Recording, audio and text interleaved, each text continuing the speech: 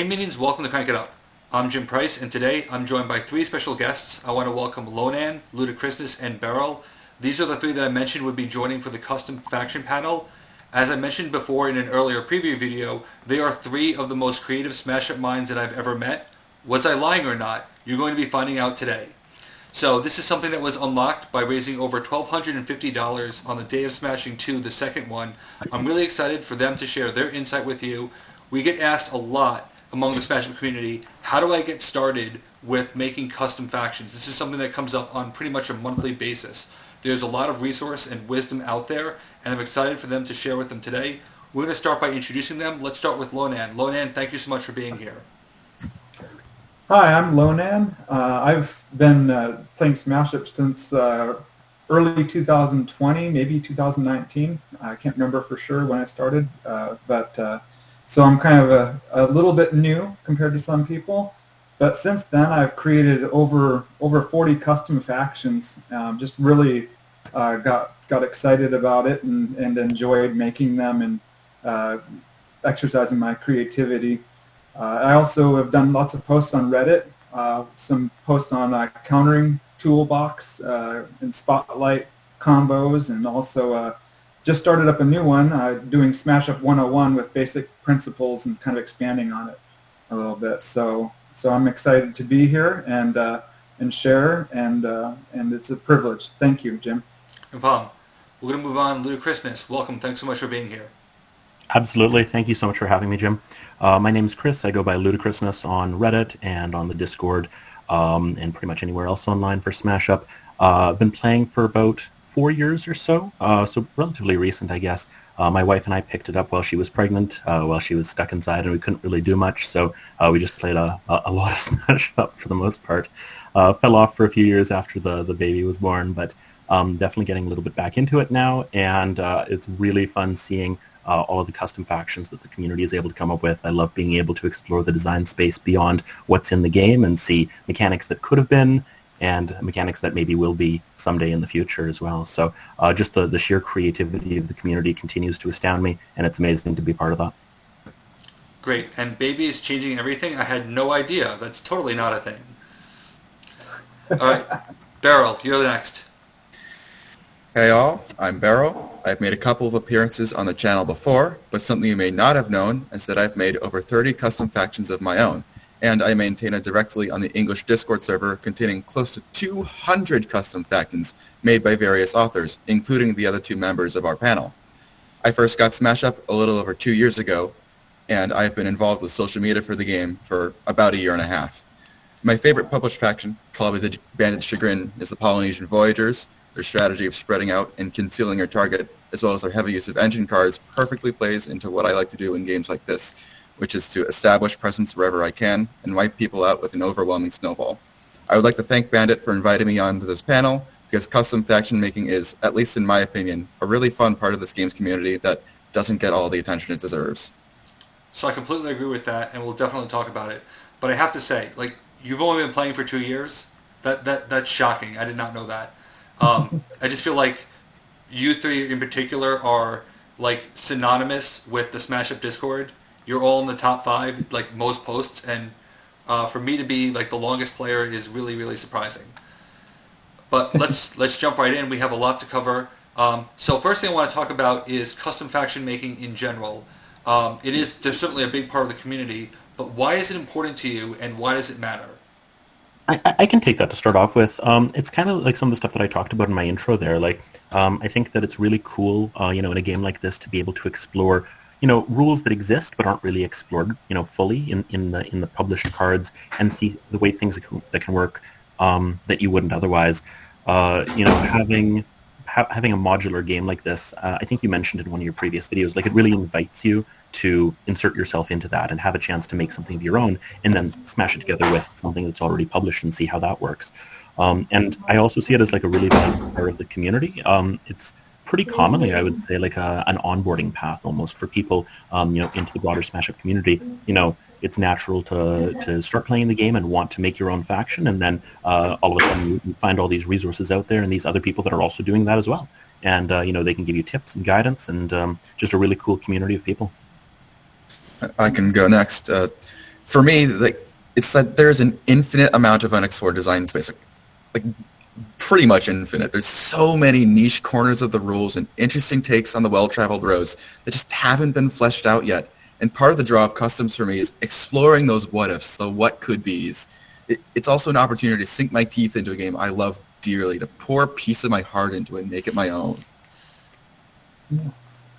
For me, I like picking any theme that I'm interested in. So I take something else that I might be interested in my life, and I think about, it's really exciting to do a custom because then I can make it match whatever that theme happens to be. Like, for example, maybe I'm watching a preppers show on Netflix or whatever, and I'm like, hey, that'd make a good custom faction. Let's see what goes on. Oh, let's capture that, and then so then I make it and get help along the way, of course. Okay, we might be stepping on some of the other questions here, but I'll just keep on going. But the thing is, just exercising your imagination, any direction it could take you, exploring some of the themes and the mechanics of the game that haven't been really dug into deeply yet, and it's just really exciting as well, and I really enjoy it.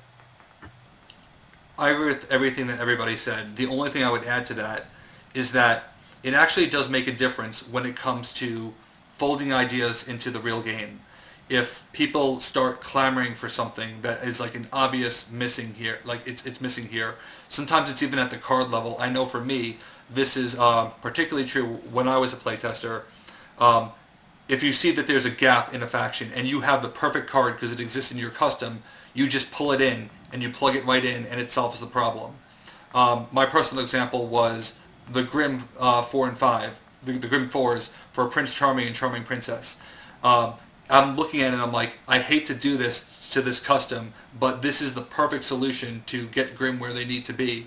And I think by practicing that mindset, by taking a step further into the game, it naturally lends itself for opportunities that when you see something that's missing, you already know how to solve it, and it just short circuits a lot of the process. Mm-hmm. Great, thanks so much for that, everyone. So what do you look for in a good custom faction? I can take this one first. So one of the things I look for in a well-polished custom faction is a balance between theme and mechanics, sort of how Lonan was talking about earlier. So often poorly designed customs either have a really solid theme, but over or undertuned cards, like they didn't pay much attention to what they were putting down on the page, or their cards are fairly balanced, but the faction lacks a soul, It lacks a thing that makes people want to play the game, the theme that draws them in, You really do need both of them. That's really interesting. We're going to come back to that after we hear from everybody else. I'll go ahead and go. What I look for in a good custom faction is balance. Is first of all, it comes in two forms. It can either be you're looking at factions that could be overpowered or underpowered, and neither one is exceptionally fun when you get them on either end of the frame. Nobody wants to play a faction that won't ever win. And if you play a faction that always wins, that's not fair, and your opponent's not going to have any fun. Maybe you aren't either, because you enjoy a challenge. And so when I'm designing one of the things that I do for that is I have a little system for that we'll talk about later, I'm sure. But that's one thing I look for. Another thing is fun. The fun factor needs to be there. Because if you design a custom faction that is like extremely antagonistic, like geeks, people aren't going to have fun playing against it. However, there's always going to be the niche people who are like, I really want to antagonize people, and they'll love that faction, But that's a personal thing for me. I want to have fun, and I want people that I'm playing to have fun. So when I'm making one, I want to make it. Within tolerable standards on that end. And then I also wanted to talk about the theme and mechanics matching up, because if you can make the mechanics match the theme, it gives that soul that Beryl was talking about, and it gives that drive. Like you can almost like you are the this faction, and you're able to be immersive in it and everything. But those are some of the things that I look for. And in art, superficially, it makes a difference. If the art is really, really good, you're gonna be much more likely to dip into it and say, hey, what's this faction look like and stuff. You might not want to admit that, that's superficial, but the art makes a difference. Art's cool and fun. You're looking at it the whole time that you're playing. It adds to enjoyability as well. Before we get to Chris's thoughts, I do want to point out, and it pains me to say this, but when Disney first came out, I don't mind the screenshots, but when Disney first came out, a lot of people are like, there are customs that look better than this. And it just shows to the quality and the effort that people put into making this a polished product. Yeah, that's really interesting, honestly, Lonan, to hear that you try to avoid being too antagonistic. I guess you always have to cater a little bit to them, like with Mafia. But yes, that's the one I was thinking about. I had to work hard on that. Yeah, you guys have covered most of what I was going to talk about. Tight fusion of theme mechanics, not prioritizing one over the other, but acknowledging that both are really significant parts, and the theme is maybe what draws people in and captures people's hearts, but the mechanics are what really intrigue them after they start to dig in, and they need to be deep enough to be able to support instead of just being kind of like a one-trick pony, really gimmicky or anything along those lines. Good color and art direction is definitely something that I look for. I just like seeing that it's consistent. It's really easy to just kind of grab images off the internet, but you want it to have kind of like a cohesive theme to it. And then aside from that, just really creative ideas that haven't been done before is a huge thing for me. What I always think of is like with the Marvel factions, right? For the most part, one of the big complaints that people had about that set was, for the most part, it's just repurposed mechanics, right? It's, it's added power, it's movement, it's extra plays. It's nothing that hasn't been done before. It's just rearranged in different pieces.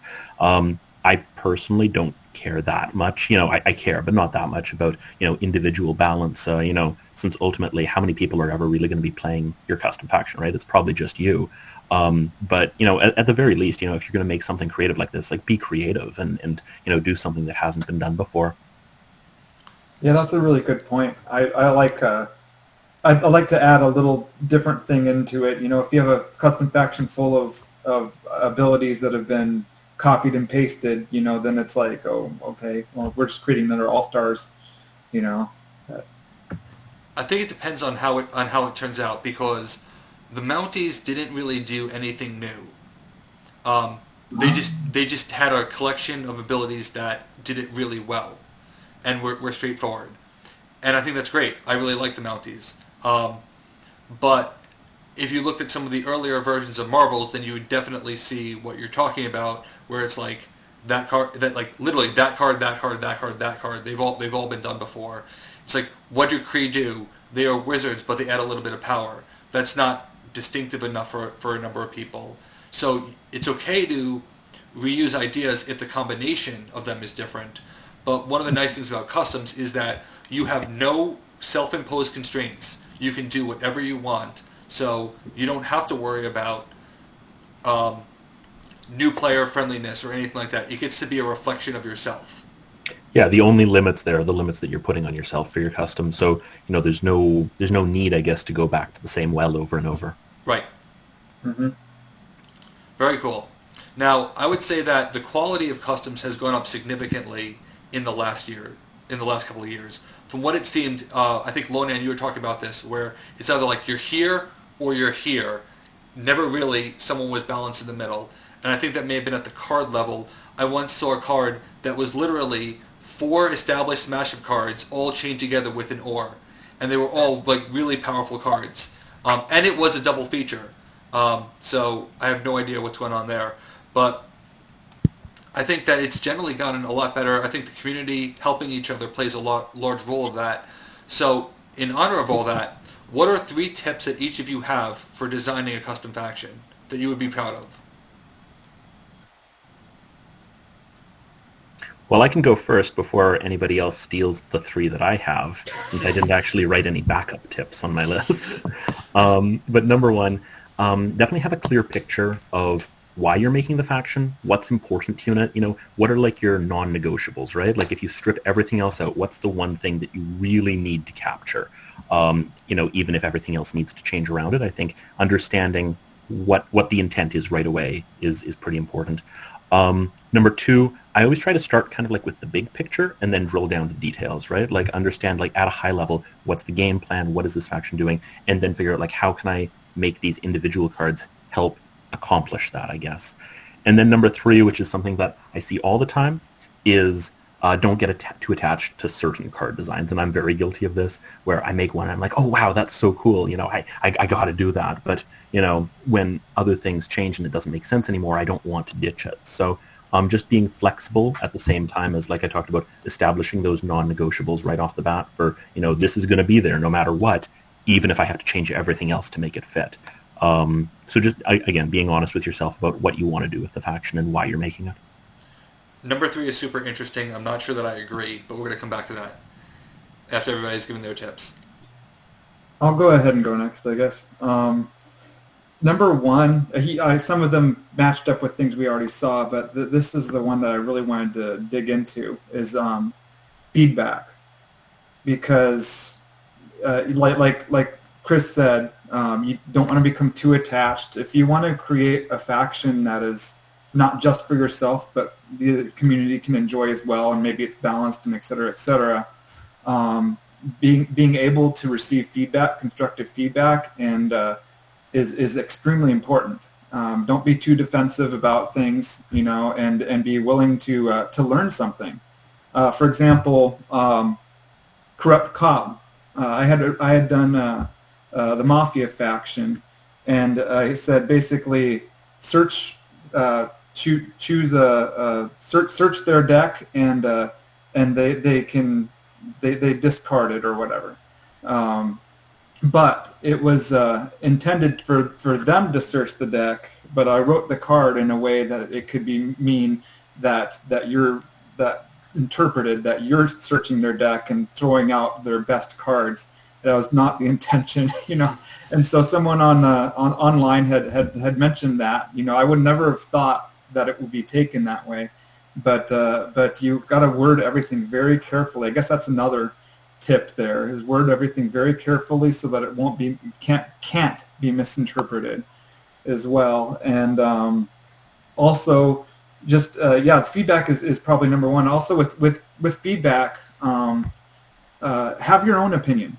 You know, that comes balanced too, because I remember when I first released my King Kong faction, the community was saying, "Oh, it's overpowered," and then you know, maybe I'm the only one that has played it, so I kind of have maybe some of those experiential type insights, and it just was bad. You know, it just couldn't win enough, you know, and when you can't win 50% of the time in 1v1 matches approximately, when you're pairing with what you think are synergistic combos, you need to tweak it, you know, and so I may have so I started going back to the other end. So be willing. I guess here's another tip: is be willing to make it a work in progress. So that's the third tip, and so go ahead, make more versions, keep on improving it until you're satisfied with it, and if take feedback very seriously, but also realize that if you don't feel happy about it inside your gut, you feel like, oh, this feedback ruined my custom, just keep working with it, accept the feedback, but just keep on working on it until you actually do feel good about it, so that you have a product or have a faction that you're satisfied with. And, of course, the other two guests did say most of the things I was going to say, but one of the things that they didn't say that I would like to contribute is that you need to start with your foundation. Like Chris did sort of say this with the start with a big picture, but you need to start with what is your groundwork, you know, like what is the thing you want to be working with. You need like your thematic start, like a fantasy creature you really like, or a mechanical start, or something. You need to have some identity. And like Lona said, you do need to take people's advice, and you need to have your own opinions. But you also need to not be afraid to scrap some of your ideas and start again if you think it's necessary. But you also need to be willing to take the time to polish what you make. Like, just like anything else, you get out of this what you put into it. So the more time you spend on something, the better it's going to be. I might want to add one more is play your custom faction. Yes, that's sort of imperative. Like if you never play it, you're never going to get a good idea of how it actually plays. Stuff that seems to make sense on paper a lot of time does not make sense. I would estimate that somewhere around 75% of customs are not ever played. Mm-hmm. So I agree with a lot of what people are saying. If you combine something that Lonan said with something that Chris said, I think that's where I am. But I want to talk about number 3 just as a devil advocate standpoint, because I believe very strongly in the idea of the identity card. And but at the same time, I've seen this kind of backfire, even in the published game. So very often, I will make a card that says, I am building around this idea, and it's encapsulated in this card. Because I talk about the 5-card identity. Very often it's a double feature or it's a payoff card. And I'll say that the whole faction, it revolves around this. So if this doesn't work, then the faction needs to change at its core level. It'd be hard for me to see that faction. But Lonan, you talked about having your own opinion, which is really important, because sometimes people will get feedback like, this doesn't work or this isn't right. But if it feels like it's me, like I'll talk about bandit cards, that this card feels like a card that I would make, that I would prioritize, and I trust that. And I feel like that's the way to make it work. If I have to scrap 90%, if I have 90% that's working, but the part that I want isn't, then I'll do what Beryl said. I will scrap all of that and keep the identity card. In Smash Up, this was actually the Graminians, because unless I'm wrong, the Graminians never changed. It was always like, you need Hansel and you need Gretel, and it's +2 power. And then what they got is they got more tools to enable that play. That was their identity. I don't necessarily like that identity, but it ends up, I like Grimm's a lot more than I did back then, because at least they were clear in their direction. They were also insistent on killing the big bad wolf for reasons I have no idea, but at least that ended up way better than what it was. So I do like the idea of the identity card. Have any of you ever tried that? I think that the way that mine get made a lot of times is, like I said, it's like a work in progress. Like I start off with an idea, and then I just kind of morph until I try to do the standard layout. King minion, 5 power-ish, elite, the soldier and the recruit, the 4 power, the 3 power, the 2 power. And then the double features, 2 double feature actions, and the rest singles. I try to stick to that format as much as possible, but I'm not a slave to it, because sometimes I don't do it. Like in Chimera, like I created, there was 10 of them, and there was 10 minions, and they were all, there's 2 of them each, and then they could all combine with an extra deck that could summon them, and to destroy them and make a bigger creature like the Shorts. That's what I have up there. And so don't be a slave to it, but at the same time, you just kind of, when you're making the faction, it keeps on adapting.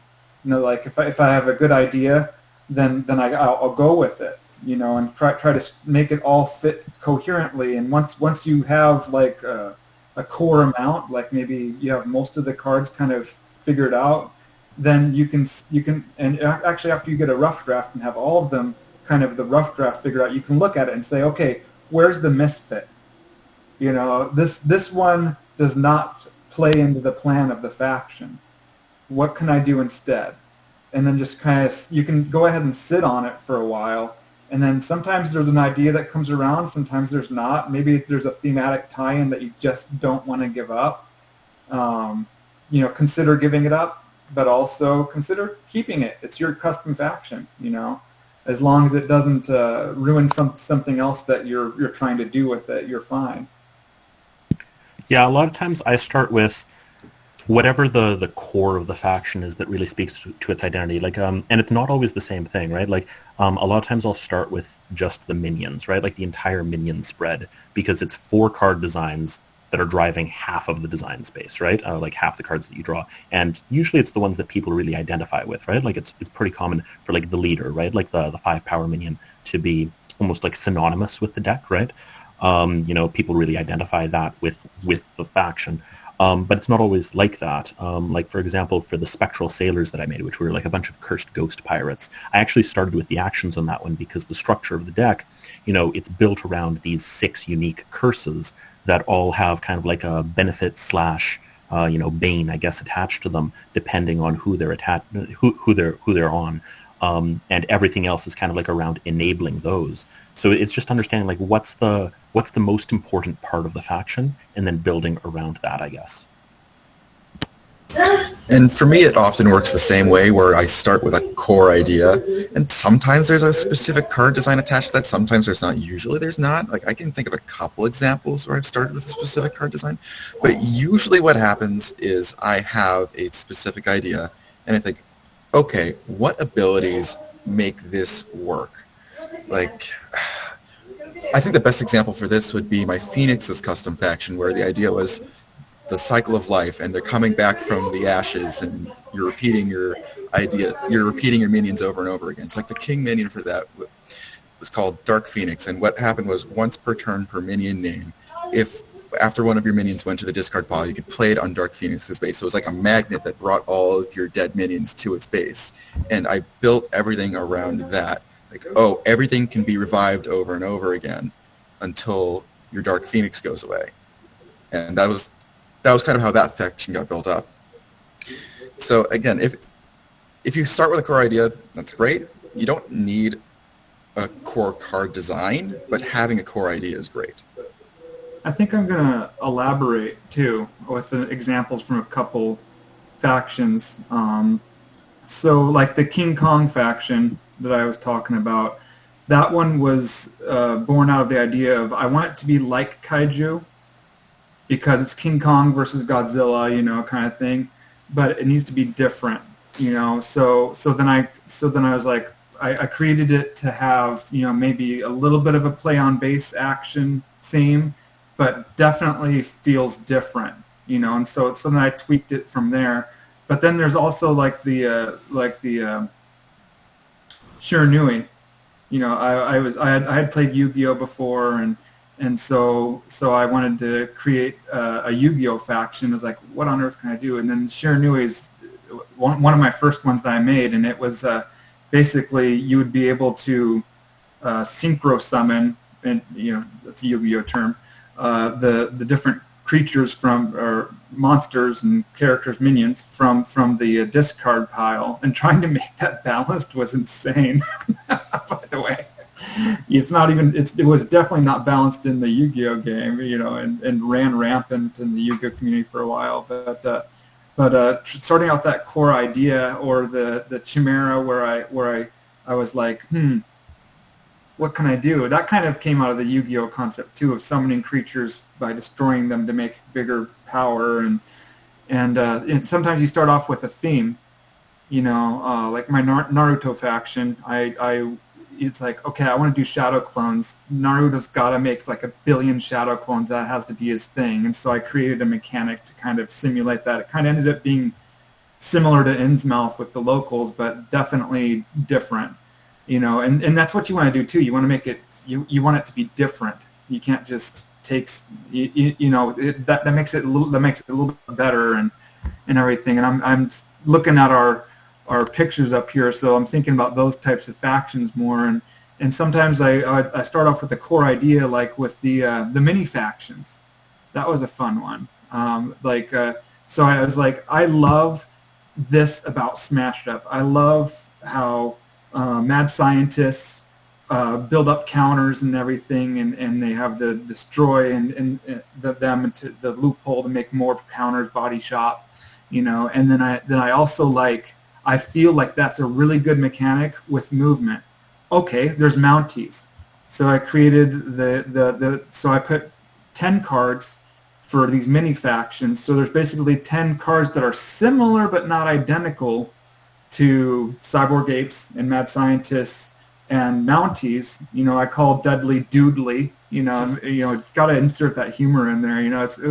He's riding a shark. He's got a Canadian hat on, and through a Titan in there, it was the Mad Mountie something or other, Mad Mountie ape rider guy monster, and put it together, and then I was able to get this faction that you'd pick 2 of those mini factions, and you'd mash them together, and that would be your faction for that. That would be one of your choices for your faction for that game. And so you start off with like a core, and then you build off of it. Maybe you pick something that you like in the game, and then you expand from it. Like with Chimera, I feel like sharks and kitty cats and horses all are, it's a trifecta. All those, whichever way you pair those, it creates a decent combo. Okay, well, I'm going to create this faction where it kind of has a little bit of that feel of that combo. The same thing with that I did with the superheroes one, superhero grannies. It was what was that? I believe they call them Moonlighters. That was Moonlighters, yeah, because they change and they have a different job at night, and so it kind of had that superhero summon and that deck manipulation from grannies at the same time. And then it had Shield too for extra minion play. So there was Nick Friarly, and all that. I really liked the Moonlighters. It's an example of something that I find really interesting in a custom faction, which is an emergent synergy between 2 previous factions, which previously only existed by combining those 2 together. So Superhero Princesses has come up on the channel a lot, right? By playing Moonlighters, you get the feel of Superhero Princesses in one faction, and then you can add it to something else, right? So It's bringing that synergy, which was previously only available with one particular pair, now into any faction in the game. I think the general takeaway is that inspiration comes from anywhere. It could be from the game itself, in the existing factions. It can be in personal lives, just looking at some of the things that you have all created. Lona and I have questions about what you do because you're all over the place. You've got like Chuck Norris and Mortal Kombat and Batman. Ludicrousness, Stranger Things. That's like such an iconic match of theme and mechanic. It's like, what would a Stranger Things deck do? That, like, and then Beryl, you had I haven't played Slay the Spire yet, but I know that like you turned Slay the Spire into a smash up expansion. So just do what you enjoy, do what you love. Inspiration is everywhere. I remember I do want to make sure to mention before the video's over. The Warcraft expansion was I think that the biggest thing in that one was the buildings mechanic. So basically, you'd be able to capture something inside the Warcraft 3 game that you like. Like, okay, they can visit the tavern to get an alternate hero. So I was like, how on earth can I do that? And I'd sit on that and I'd think, oh my goodness. And all of a sudden it just clicked. It's like, make a separate deck that is attached to the base. It's not a play on base action. It's not. It just alters the ability of the base, and or you so that you can visit this base, and then it adds the ability that when you visit this base, when you play a minion here, you can swap it out for a minion in this deck. So you can get your panda for if you wanted to have the Pandaren Brewmaster with penguins because of its ability to play minions off the top of the deck. So if you might pick that if you were playing penguins as your partner or different thing. It's just I was really happy with that whole expansion. Probably played that the most out of all my custom factions, actually. I actually want to add on to that one a little bit because making entirely new mechanics like you did for the Warcraft expansion, or when we did the Star Wars expansion, you did the Force users, and you just invented out of whole cloth not out of whole cloth, I guess, but the Titan card where you just have it on the side, and it's just something that makes passive stuff, and you were actually able to make a pretty balanced faction around that. So making entirely new stuff, it just adds a whole nother level. And you mentioned the Slay the Spire expansion that I made earlier. I added the relics. The relics. Yeah. That was a whole challenge to make too. In the status deck, which are basically useless cards that you sparingly put into your deck or other players' decks to slow down their draw, and adding stuff like that really enhances the custom feeling. Like, yeah, this is never going to exist in the real game, but it's custom land. We can do whatever we want.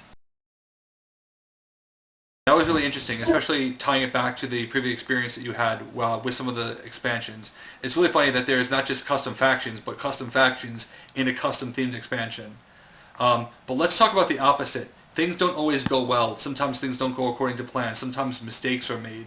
What are some of the gotchas or the pitfalls or the mistakes that you've encountered that you would caution new faction makers from trying to make themselves?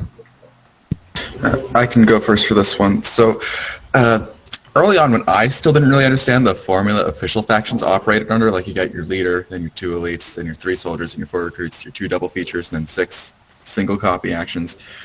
And when you don't understand what the limits for certain slots are, I made some pretty broken and pretty underwhelming stuff. And I think a lot of new makers tend to make that same mistake because you don't know what you're doing, you know? Like, this is your first time trying this out. Like, you do not want to look at some of the things I first made. Like, I made a Doctor's faction. Their soldier was an Agent Coulson from the discard, so the on-play abilities, play a power 2 minion from your discard. And their leader was Global Proving Ground from the discard.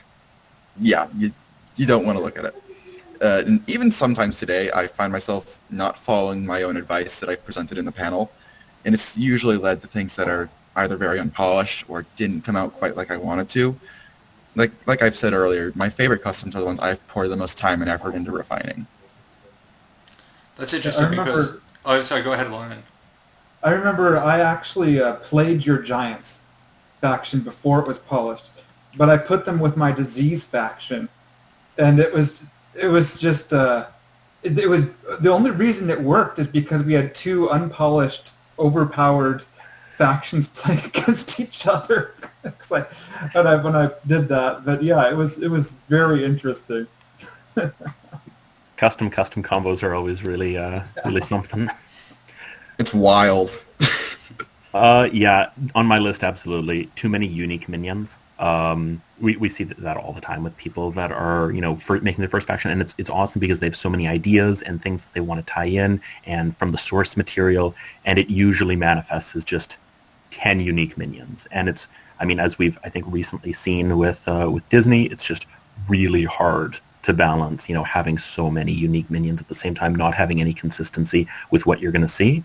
And, I think that's a big part of getting community feedback on that and helping to understand, what are you really trying to express and how can you distill that down into a form which is, balanced and enjoyable at the same time, I guess. The other, kind of really big pitfalls, I would say, is maybe ignoring comparable cards like Beryl was talking about. It's just so easy since you have such unlimited design space, right? Like you can write whatever you want on the card and that's what it does. And you can kind of get carried away with that freedom sometimes and ignore kind of like the broader picture. And then the other, common pitfall, I guess, that I'm sure Lonan's going to talk about is, not looking for unbounded reactions and loop exploits, since that does sometimes come up unexpectedly. Yeah, we actually made a loop cone on Discord. Whoever makes a custom design that has a infinite loop has to put the cone on their name. For the record, currently AEG has the code, but that's getting into stuff we can't talk about. But yeah, I'll go ahead and share some of the common pitfalls. Too antagonistic, like with my first version of Disease, it just placed all these negative power counters, and it would just bog down the game, and the game would go very long. And I played against Giants that increased the break point of all the bases. And it was just a long game. Oh boy! But another thing is making it overpowered. My first version of the Naruto faction was absolutely bonkers. The Shadow Clones summoned themselves, and it was from the discard too, and it was absolutely nutty. So I toned it down, and now it's about where I want it to be. But yeah, loops. When I was making Mortal Kombat, there were like maybe 3 close calls for making a loop, an unbounded reaction. With a lot of times, what we do for the wording is once per turn. this happens instead. So once per turn, when this would be destroyed, it moves to another base instead. So you can.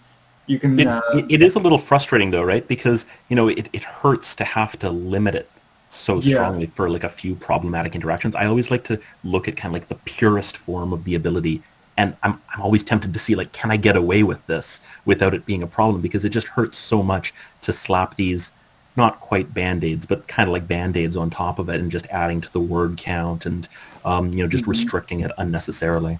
I agree, because most of the time it's Homeworld or Leprechaun or a key Time Walk, a key couple of problematic cards that really should not exist.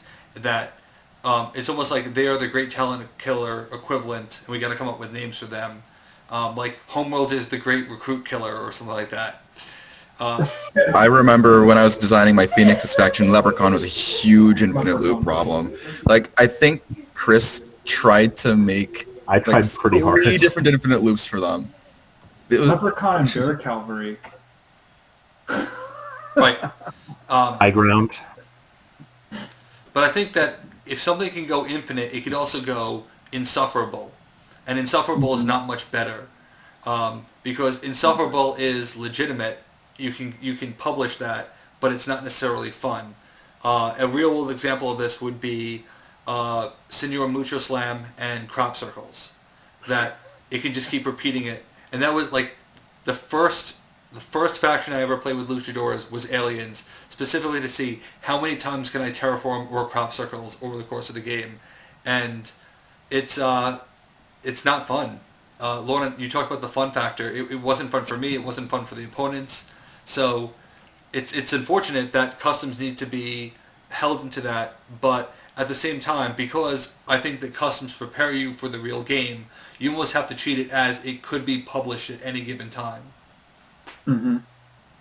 Yeah, and getting back to the question too, about the pitfalls and things, and I said making it overpowered, making it underpowered can be a pitfall too. But and then I already talked about the wording for that can be taken in multiple ways, like rehabilitation for Batman. It could have been taken different ways, and that was kind of fixed, and as well. But those are definitely some of the common pitfalls there. Yeah, on the Discord we talk a lot about future-proofing. An ability which is okay now, but who knows what AEG is going to release 3 expansions from now, and it's like, are you ready for what you don't know to expect? And there are ways that you can write abilities that are future-proofed, and there are ways that are just waiting to be exploited by cards that don't exist yet. Wordiness is an issue when you're trying to do all that, because like if you let's take signs in the stars as the limit. You gotta be less than that. I'm sure you've topped Signs in the Stars a few times. Maybe. So the funny thing is, Signs in the Stars doesn't even follow the normal card ability conventions. Like, if you look carefully at it, there's a couple of typos in there. Like, play on base isn't on a separate line from the ongoing ability. Like, there's just a whole lot wrong with that card. I think they had to work really hard to get it to fit legibly. So I think Signs in the Stars, to go back to something that you were saying earlier, Chris, Signs in the Stars was never an identity card for Incas. It totally should have been scrapped. Like, you're trying too hard to make that card work. Like, you could ignore it, and you can put it on the bottom of the base deck if you don't like it. And it just screams, in the event of an infinite loop or blocking the game, there's a workaround for it. Any other mistakes before we move on? All right, let's keep moving. So what's your favorite custom faction that you made, and the favorite custom faction that you've seen somebody else make? I can go first for this. It's really hard boiling it down to just one favorite, but I'm going to force myself to do it. And my favorite is the one which is reflected on the screen here, the journalists. They start from a premise of how much can you edit the wording of existing cards without it becoming unplayable. And each of their, a lot of their minions and a lot of their cards let you use existing cards and just swap out key phrases and words and stuff like that. And I think I probably spent more time looking into, possible exploits and loops and problems with existing stuff. And I'm sure there are still problems with it, but it's just so much fun to be able to play with new cards and use them in totally different ways. This faction passes what I call the shapeshifter test, where each of the 4 minion designs provides unique value that doesn't tread on the same mechanic of the others. They're not doing exactly the same thing as each other, but they all excite me for different reasons, and I can use them in different and creative ways. And that's something that I really aspire to with any new faction that I make. My favorite faction that anybody else has made, really hard, but I'm going to have to go with Barrel's Engineers. I'm just a huge fan of just starting from the core premise of what if you take existing cards and you can just make the numbers bigger? That's really cool to me for a lot of the same reasons as the journalists. Giving new meaning to old cards. Again, there's probably exploits. It's probably broken in some ways, but it's just so much fun that it's hard to care too much. The journalist is actually how I met you. I saw it on Reddit. I'm like, that's a fascinating idea. I'm going to break this. And I distinctly remember committing half an hour to there's a card, I know there's a card here that breaks it, but I couldn't come up with it. And I had seen your stuff before, but that was the moment where now you were solidified in my mind, okay, this is a guy whose stuff you got to watch out for. Well, I definitely spent a lot longer than half an hour going over existing cards to try to find problems. I remember us teaming up on that and being like, is there any card that can... The knot especially, the knot is just crazy. Mess it up. Oh, we had very close calls with Overgrowth, and you only save that by start of turn effects expiring right before start of turn effects activating. Exactly, yeah, so you wouldn't actually get to apply Overgrowth to every base in the game. Cool, who wants to go next? I'll go ahead and go. I'm going to have to mention at least a couple, because there's just too many. But one of my favorites, I should say, is Goblin Mercenaries from the Warcraft expansion, because of the fun factor. They're taking cards and swapping them. Some of that fun factor from a Nazi. When you're playing with other people, the Nazi is really fun because it's and here's pot of beans again, and let's all eat some beans, But there's a little bit of that card swapping going on, and some goblin trickery and stuff, and it's in the Warcraft expansion, so you have the buildings in the merchant place and the different buildings to get. It's just it is an extra fun one. And then we have the Zeppelin, which ended up being almost word for word Magic Carpet later on. Which is pretty neat when your ideas get brought into the game, whether they were independently thought up or whatever, And who knows? Flattered, I if I could just jump in for a second, I think what happens there, and I was talking about this, from a direct, but I think this happens indirectly too, that people see these custom factions and it sticks out in their mind, and they're like, you know what? I've seen the solution to this before, and so your ideas indirectly go into the game. Not that it's, stealing or anything. It's just someone saw it and said, you know what? This worked here. Let's work here. And that's super awesome to see. Yeah. So that was flattering that one got in there. But another one that I liked recently was the Sasquatches, because it was just, you can. It was from this idea of bursting from the forest. The Sasquatches disappear and they reappear when nobody sees them. They're elusive. I sat on that idea trying to make that one for a while, and that one came out really fun as well. So my favorites are the fun ones, quite frankly. And then for other people, I've seen some from Captain Cardboard that were really incredible. Wastelanders is definitely one to throw out there. The Chemists from Barrel were very fun. When we played them with each other, they were. It was an early version, and I got absolutely swatted with my Monster Hunter cyborg apes.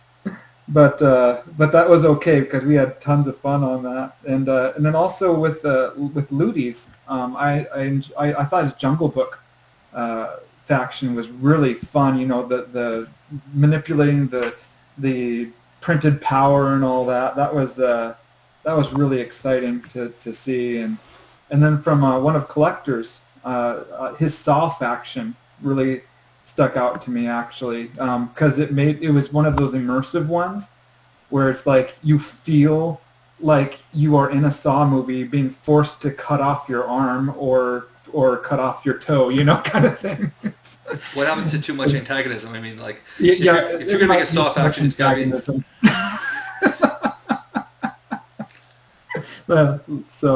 But some of those were I hadn't played it, so I hadn't experienced the horrible gut wrenching feeling of making those decisions. So yeah. And then I guess I'll round this one off. It is very hard for me to just choose one like our other guests. Like, if you would ask me this a few months ago, I would say Illusionists, hand down. That's what I've got on the screen right there. You got some inspiration from somewhere, you know, like if you look at it carefully. But I've made a couple of things really recently that come really close. Like, before a couple months ago, my number 2 was the Rappers. Like, they're a take on dueling where instead of slowing the game down like the Cowboys do, like they accelerate the game. Like, you're improvising your diss tracks and your rapping lines, and you're in a rap battle. And that was really fun one to make. And then I mentioned these ones earlier, the Phoenixes, where you're recycling your minions in and out of play. And then one of my really recent designs that I really liked was the Plague Doctors, where it's trying to introduce -1 power counters in a controlled way to not slow the game down. And I think that actually came out pretty well. And your favorite? And then let's see. My favorite from someone else. Again, that's also very hard. I'm going to say 2. From Lonan, the Catastrophes were my absolute favorite. Manipulating what's coming in the base deck, and their whole mechanic is swapping out bases to surprise you with what natural disaster is going to come next. And then from Chris, my favorite from him was the Rakshasa, the Tiger Demons. They refine your deck down to its optimal form, and if you exhaust your deck completely, you get an extra bonus, and you get like 2 VP or something like that. I forget what it was. Like that was just amazing. I didn't see that one. I'm gonna have to look into that because I've done the deck exhaustion one. I think that is something that shockingly hasn't happened. It was very cool. The core idea was you refine your deck down to the best and best cards, and then if you reveal this one card, the Philosopher's Stone, right, or the Magnum Opus, and your deck is totally empty aside from that, and you reveal this card, then you can play it to get 2 VP. So it kind of gives you like this mini game that you're trying to accomplish at the same time as you're also trying to win the normal game. We got to talk about that offline. Go ahead, Lonan. Kind of like the Chuck Norris. That was another fun one. The ultimate win condition but I wanted to make it so that you could play it without trying to go for the ultimate win condition, you know, and I think that I accomplished that. There might be some exploits there, but in general, I think it'll be 2 of them. It's the best version I've ever seen of the ultimate win condition, for sure. Yeah. Awesome. So I have one more question for all of you, and that's strictly on behalf of the people who want to do this. What is the best way to get started? What are some of the things that they need to be aware of from a logistical standpoint? Because quality matters in how it's presented. If you want to get feedback, you want to be as professional as possible. So what specifically can we do to help new players who want to do this? Especially if there was, let's say, a month where some channel was going to be presenting these things and people had a chance to put in their ideas, and then like magically a video appears talking about these custom factions over the course of the that's a really specific hypothetical, and it's hard to say too much without any more concrete details, but I think all 3 of us are going to give exactly the same answer to start off with here, which is the Discord community. We've got the custom channel there, which is full of really amazing and knowledgeable people, and also the three of us that would be able to give feedback on your custom creations, help you refine it, and make it the best version that it can possibly be. I've certainly found it invaluable, and also a really cool community of people just to talk about the game with. Yeah, just get in contact with more experienced people. Like any form of social media, like Reddit's not as good. Let's just be real. But the Discord's really good. The Discord's really good. I'm not on Smash posting, but from what I've heard about Smash posting on Facebook, I've heard it's pretty good. I've gotten actually some pretty good feedback on Reddit sometimes. So I mean, we don't want to throw the baby out with the bathwater, But as far as suggestions for people to help them to design them and have success, the Discord custom channel is number one to join and do that. But then there's also some pointers on making the art and things that I'd like to give. I use GIMP. Some people use Pixlr. I actually am using PowerPoint sometimes too, and then you use a Tabletop Simulator to get the deck builder in order to get those card sheets. It makes things so much simpler and easier. And then there's a couple really good Tabletop Simulator mods by people on the Discord, Laserbeam and Mervil, that have made some amazing mods there to be able to actually test it out. It makes such a big difference being able to actually play without having to print and sleeve and do all that. Oh yeah, that's huge too. Tabletop Simulators, we're not making an advertisement, but it's been so helpful for the customs. So I will make an advertisement. So for $20 one-time payment, you can get the ability to play Smash Up or many other games online with people all over the world. $10 if you wait to one of the many times it's on sale during the year. It is invaluable. I have logged over 1,500 hours in Tabletop Simulator, apparently, and I swear that number is wrong. I can't imagine... Probably too low. Yeah. I can't imagine my life without it. So I will advertise Tabletop Simulator. Just buy it. Yeah. I've definitely found it to be the way to go for that. But to continue on, is there's also knowing what image to search is good for art too. Like a lot of times I'll search like if you're looking for like a fantasy type of a faction or something, I'll say blah blah blah blah blah fantasy art, to be able to find it, and that really helps too. And as far as art's concerned, look for the line, because when you're pasting the images in, there will be a very small white line a lot of times that you need to get rid of. And, there's different opinions for the art there about having just a flat line between the image and the bottom half, like the top half and bottom half of the card, and some people are very against it. I usually try to work it in subtly, I guess, with the transition there, but sometimes to better success than others. Yeah, the fade, the line, the cutout, there's different levels of intricacy that you can definitely dip into, and then Curse Casual, JVE is your fun. If you just use regular Curse Casual, the 3 looks very bad. Yes. We were stuck on regular Curse Casual for a long time, and then we were enlightened. No one asked. Like, I would have told you. So there's a lot of logistical things that go into. I don't want to name them, because in the event that it was ever wrong, then it would be perfectly captured. So I will say that if you have questions about what the size, what's the resolution, what is margin and bleed and all that, just go to the Discord. We'll be happy to give you the specific numbers there. That way we don't inadvertently make a mistake and then have a bunch of people running off and doing that. Because you have to be extremely precise. One thing that I actually do is I just get an image of one of the published cards. Knights works pretty well because they have like a flat line to get the ratio down, and I'll just put it beside and just match them up. Yeah, I have a card in the background. Printing, I use Vectornator. Yeah. And it's an Ultimates card that I have, Captain Marvel, that I use for sizing everything out there. So whenever I'm trying to space something, I just pull up Captain Marvel and make sure that it matches. Yeah, I have a card template that I use as well. It's not it's not actually like going off a published card like the two of them do, but I do have a template. Great, thank you all so much for that.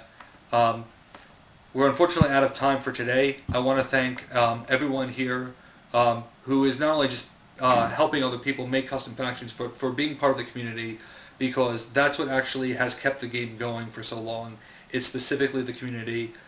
This is a great way for people to find out that there's more of a game beyond the game, and I'm really excited for that. And it's coincidence because we're actually going to be doing a Custom Faction Month 2 on the channel. Be sure to watch it for a separate video announcing that. What are the rules? How do you get involved? I'm sure at least one of these three, in some capacity, will be involved. But if not, it means that we've got a great number of submissions, and it's going to be good for the game overall.